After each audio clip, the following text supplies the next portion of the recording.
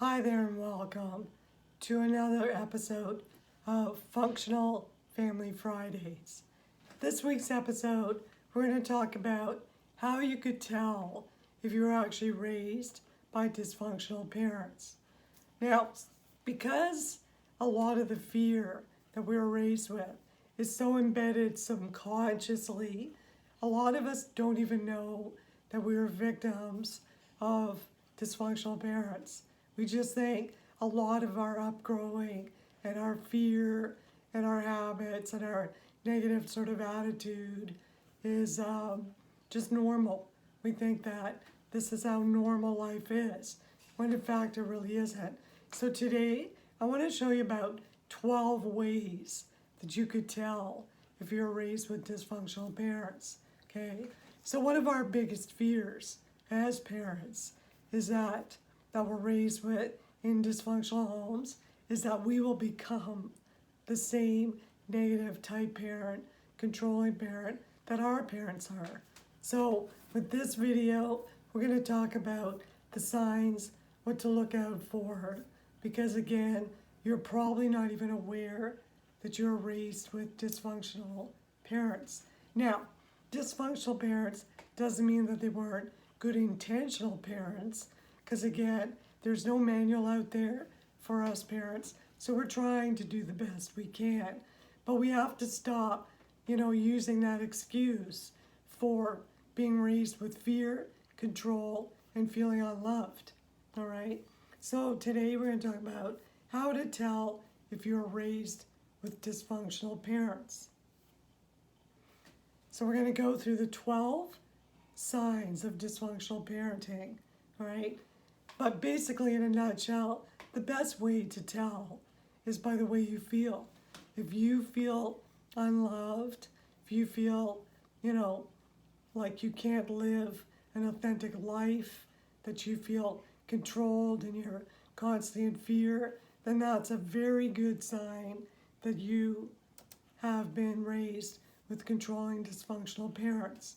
So let's go through the 12 steps or the 12 signs, okay?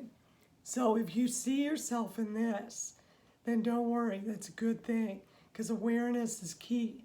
Remember, we can't heal something till we become aware that there's a problem.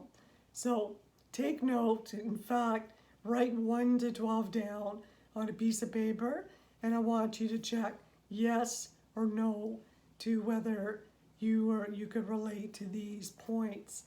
And don't worry if there's a lot more yeses, there is a solution at the end of this video. So hang in there. And by the way, before we start, I want to say kudos to you, because it takes a lot of courage to sit down and confront our demons and our fears and admit that we have some work to do on ourselves. It takes a lot of courage. It's easier to sit there and make excuses, right? But you're owning it. This is why you're here, and I'm really proud of you. So kudos. All right, so yes or no. Were you afraid to approach your parents with the truth about something in fear of them getting mad, being disappointed with you, yelling at you, perhaps hitting, punishing, or worst of all, disowning you? Yes or no? Number 2, were you unable to voice your opinion or express your true feelings about something? Yes or no? I know that happened to me a lot, where I basically put a chokehold on my voice because I was, wasn't allowed to speak, because I was often told to shut up and what I have to say is not important, all right? So, it does a lot of emotional damage, but we're working through this. This is going to help you become aware of these problems that you might be undergoing right now, okay? And again, I do have the solution to help you fix it, so stay hopeful. Number 3, were you angry at your parents most of the time? Did you feel more anger or gratitude or love for them? So were you angry at your parents most of the time? Yes or no? Number 4, were you controlled? by your parents, meaning they told you what to do, how to do it, who to do it with, when to do something, how to think, what to think. Sorry, what to think, not how to think. Okay? So basically, they told you everything, what to do, how to do it, who your friends were, who your friends weren't. Now, I also have respect that as a parent, we do have to watch and gauge who our children are around. However, controlling means is a little overboard, where they handpick your friends and, stuff like that. All right? So number 5, did you have to behave a certain way to get love, attention, or affection from your parents? Were you unable to be yourself and follow your own dreams? So did you have to act a certain way? For me, that was what happened to me a lot. That I had to be the perfect kid, the good kid, the straight A student, the funny kid. That's how I got attention and affection. Okay? So yes or no for that. Number 6, did you feel the need to lie to your parents to avoid them getting mad at you? I often felt envious of my friends who had parents that you could go and share and be open and with the good and the bad things, and not be in fear that you were going to be punished or ridiculed or, that sort of thing. All right, my computer is being a little funky. Just a minute.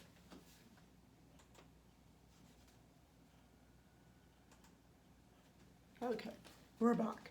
Number 7, was there favoritism between your siblings? Or do you feel you were treated unfairly? Right? So if you have more than one, again, I have a couple of videos.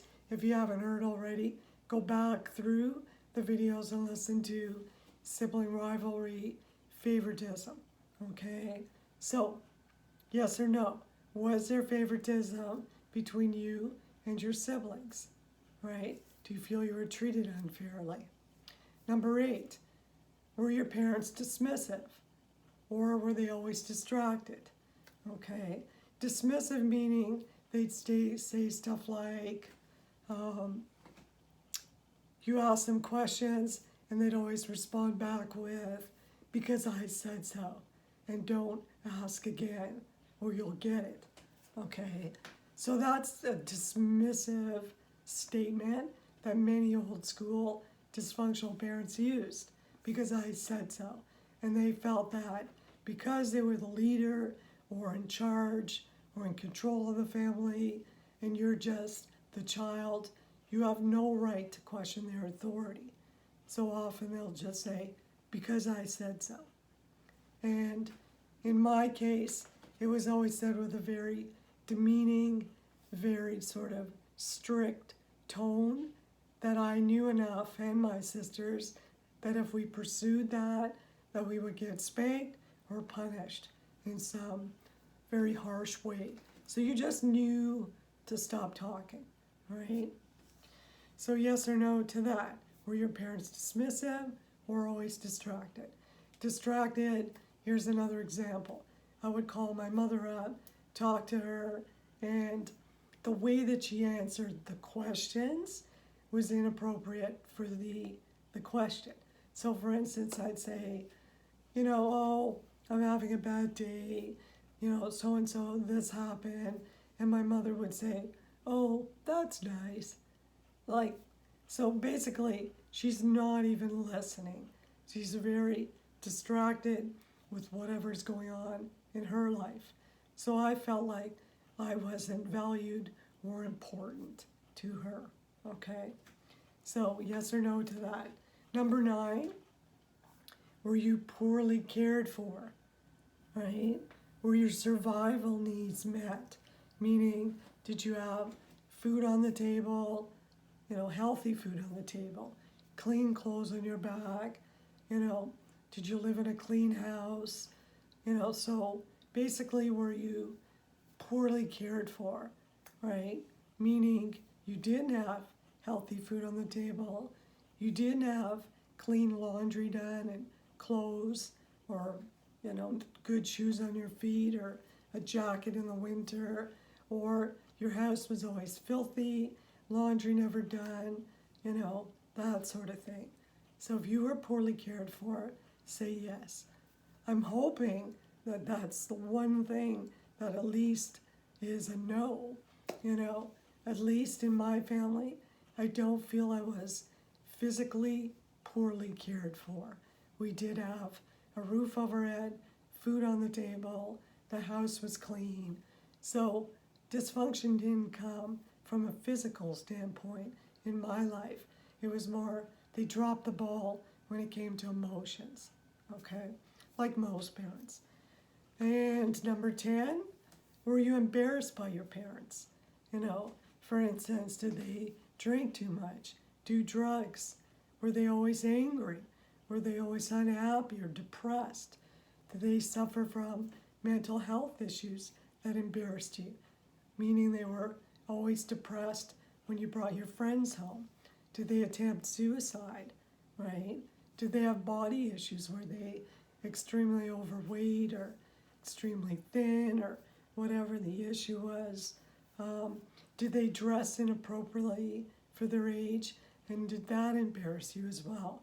So sometimes we often get embarrassed by our dysfunctional parents as well. So yes or no. I grew up with a good friend whose mother got stuck in the teenage years for whatever reason.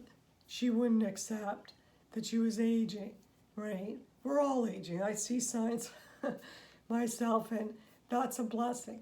The fact that I'm still around and able to age.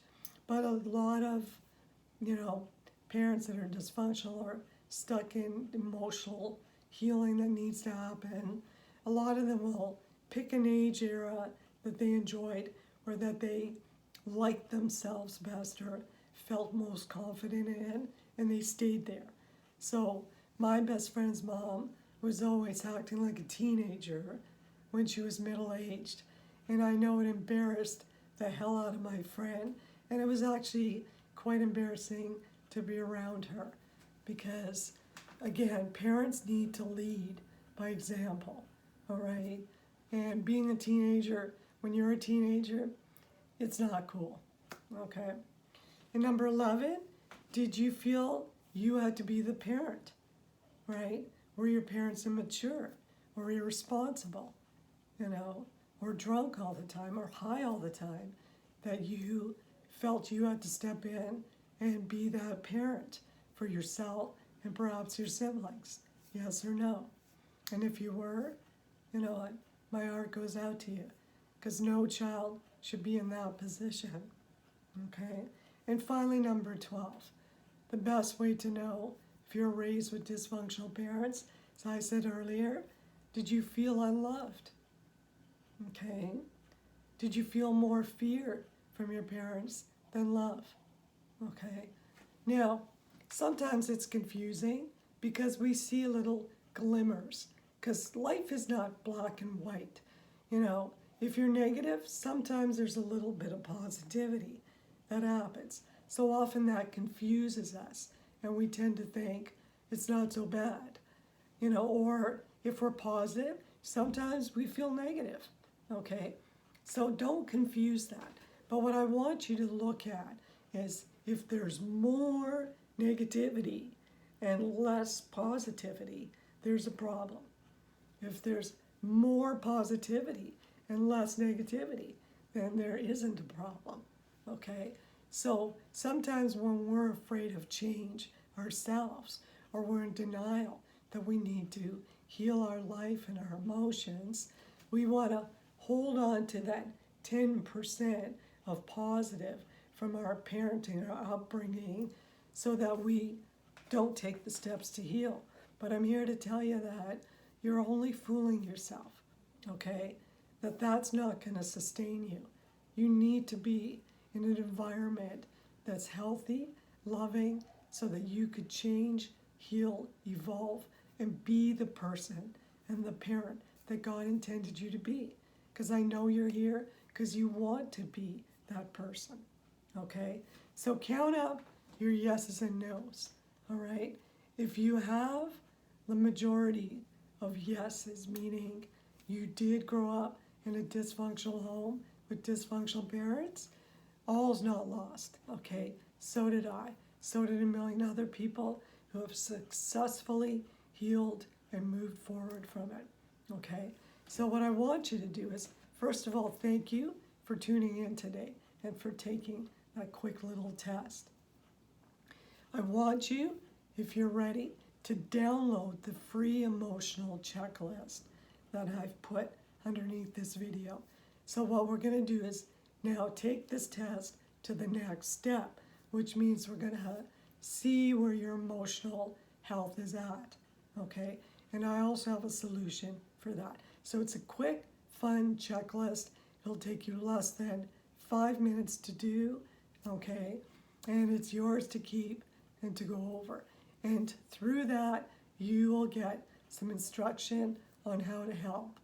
And again, if you're a parent that wants to move forward and become a happy, healthier parent than your parent was, I invite you as well to consider my online course, which is called The Happy Parent.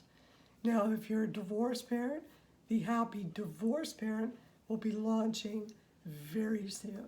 So probably in about a week or two. Okay, so look forward to that. So I hope you found today's video helpful, brought a lot of awareness to why you are who you are and why you feel the way you feel, but all's not lost. So from my heart to yours, have a blessed day, beautiful week, and I will see you in the next episode of Functional Family Friday. Be sure to click on the link below and get the free emotional checklist now. Let's get started. Let's heal your life. Let's get happy. There's enough fear in the world. Let's move past it and let's believe in love. From my heart to yours, God bless and have a powerful day.